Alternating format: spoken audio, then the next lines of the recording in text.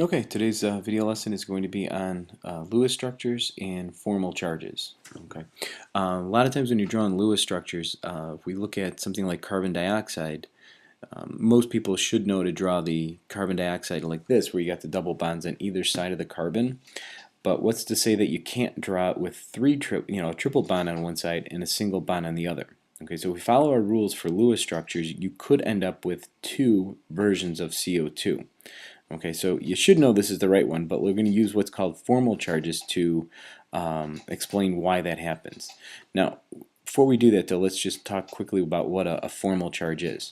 If we think about ionic compounds like sodium chloride or lithium sulfide, we know that they're made up of ions. So we got a sodium ion and we've got a chloride ion, right? Or we've got a lithium ion and a sulfide ion. Well, these are actual true charges that are given to those elements because of the fact that we have an electron transfer from one element to another. Okay, so that's the first type of charge that we've talked about, is something called a real true charge due to the transfer of electron. Well, with molecules, the electrons aren't necessarily being transferred between the two, they're just being shared. So there's no complete charge that's going to be formed between these two ions, but they are sharing the electrons unequally. So when we deal with molecules, we're going to actually look at two different types of charge. We're going to look at something called an oxidation state, or an oxidation charge, and a formal charge. Oxidation charges I'll actually talk more about in a later video, but in this one we're going to talk about what are called formal charges. So to deal with that, we have to know how to deal with these bonding pairs of electrons. Okay, so when we deal with formal charges, what we're going to do is we're going to ignore electronegativity. Okay, when we do oxidation states or oxidation charges, what we would do is we would actually magnify the electronegativity. Okay, so it would be the opposite of what we do for for formal charges. So electronegativity. Okay. So what we're going to do, this is going to ignore electronegativity. So what that means is if we look at the bond in our oxygen and our carbon, they're sharing electrons, and of course electronegativity talks about the fact that the oxygen should pull the electrons more in that direction, and they're going to pull the electrons in this direction. We get our dipole moments pointing away from the carbons. Now what we're going to do, and so we're going to, by ignoring electronegativities, we're going to do is split the bonds in half, and we're just going to say, you know what, both elements are going to get their electrons back. Okay, so we just split this in half and we ignore electronegativities, and we're just giving the electrons back to the atoms. Essentially what we're doing is we're trying to account for how this arrangement in the molecule changed from the original arrangement for the oxygen. Okay, oxygen started with 6 valence electrons. We want to see how that compares back to the original structure.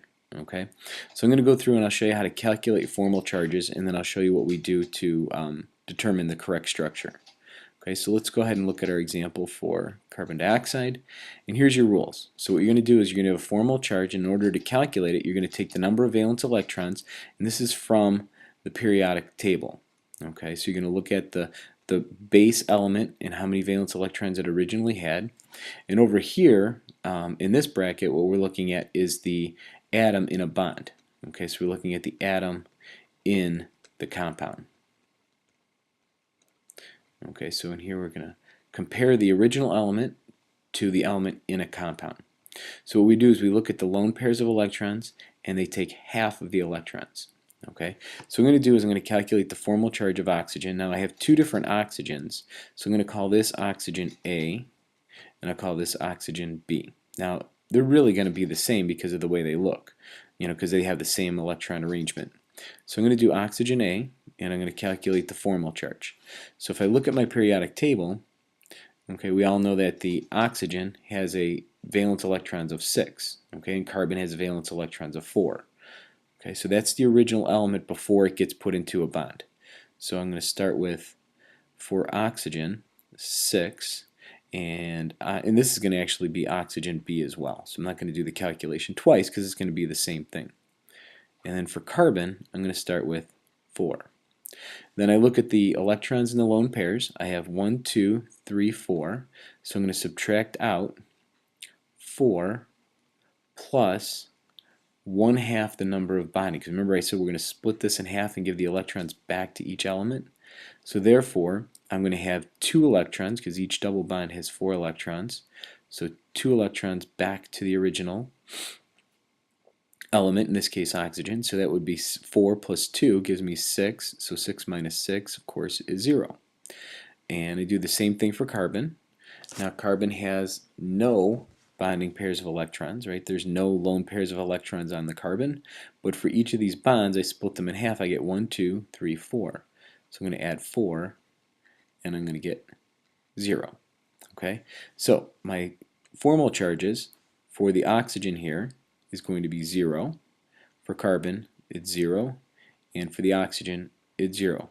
And that's good. That's what we want to have. We want to have the electrons distributed evenly throughout the structure. Now, watch what happens over here. We've got the oxygen with a triple bond and an oxygen with the single bond. So I'm going to call that A and B.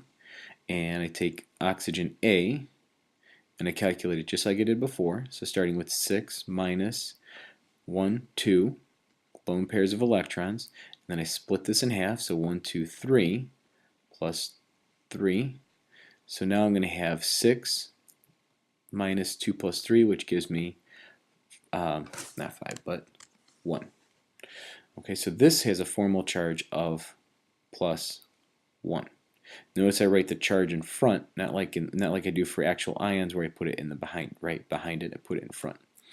Okay, so my other oxygen, oxygen B, again the same thing, 6 minus, and then I look at 2, 4, 6 plus 1 for the single bond. That gives me a value of minus 1. So over here I have a value of minus 1 for this oxygen. And the carbon is going to be 4 minus, again 0 because there's no lone pairs of electrons, 1, 2, 3, 4.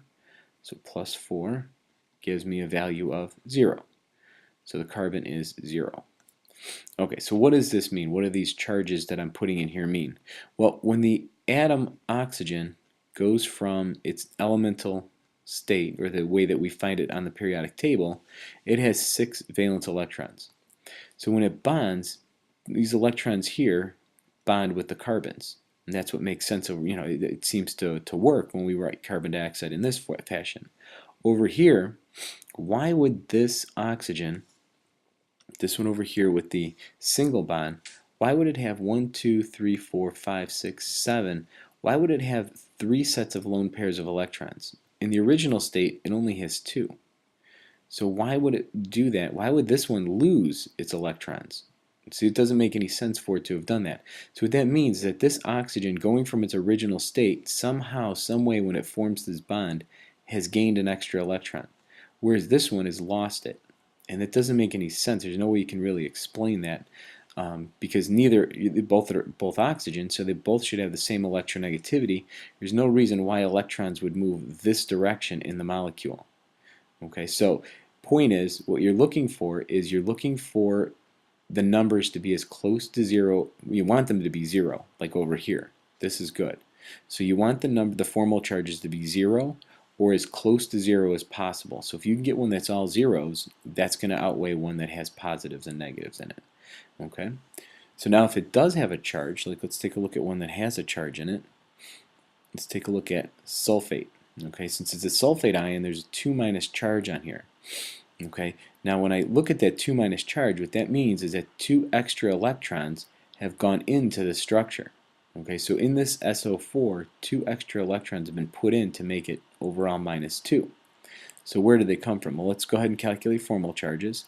Okay, all of these oxygens are going to be the same, so I'm not going to separate them out. I'm just going to calculate sulfur and oxygen. So sulfur, if we look at the periodic table, it's going to have 6 valence electrons, just like the oxygen does. So they both start off with the same number of valence electrons.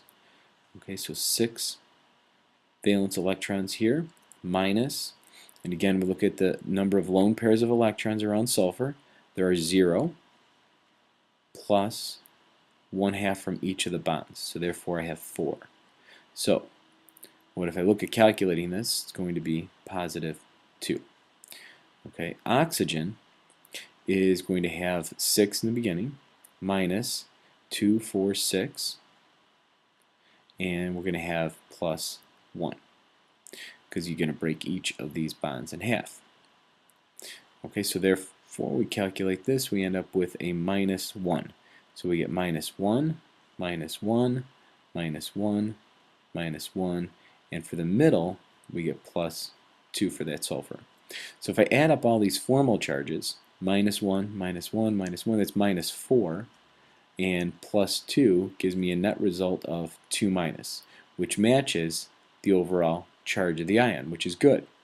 Now, what this is saying is that the electrons, they're pulling more electrons from the sulfur, because if you think about sulfur, it started with 6 valence electrons. But in this bond, somehow it now only has, it's lost some of those, its lone pairs of electrons have been lost. So this is not looking too promising. So let's calculate and look at this structure here. And by the way, I should have had brackets around these. I just left them off so I could write in there. So this should technically have a bracket with a 2 minus charge for correct Lewis structure. Okay, so sulfur, 6 minus, let's see, there's no lone pair, so that's still 0. Cut this in half, and this one. So 1, 2, 3, 4, 5, 6. So plus 6, charge here is 0. That's looking pretty good already, because if we want the numbers to be close to 0 as possible, each oxygen starts out as 6. Now I've got two types of oxygens. I got A, and let's call this one B up here. Okay, these two are the same, and these two are the same. So let's calculate oxygen A. So that would be 6. Okay, so we have 6 for the oxygens, and let's see, 1, 2, 3, so 4 plus 1, 2. So here we get 6 minus 6 gives me 0, which is again very good.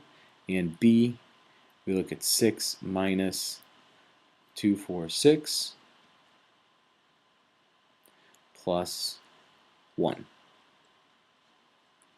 So that would be 7. 6 minus 7 is going to give me minus 1. So just a minus 1 here, a minus 1 here, a 0, and for the middle, a 0. So this is definitely a better shape or better structure for the sulfate.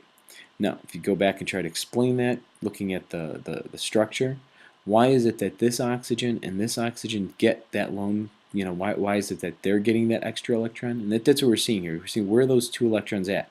Well, it looks like they're going to be on those oxygens here and here.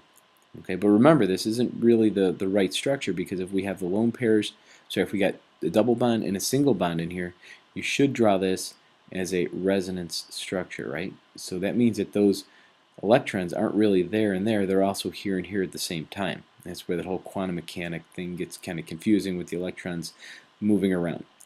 Alright, let's see, I think that's pretty much all I'm going to say about the formal charges. But you don't have to go through, and I've been doing some explanations here and trying to get you to understand what's going on. The AP test is never going to ask you to explain these. They're never going to say, well, why is this one better than the other one? All they're going to ask you to do is calculate formal charges, and they're going to do just like I did here, where they're going to give you two structures, and they're going to say, well, which one is more correct? And what you'll do is calculate formal charge, and you'll choose the one that's closest to 0, and that's pretty much the end of it. Okay, so the explanation hopefully kind of gives you a little bit more insight into what's going on. And that's pretty much it. So thanks a lot.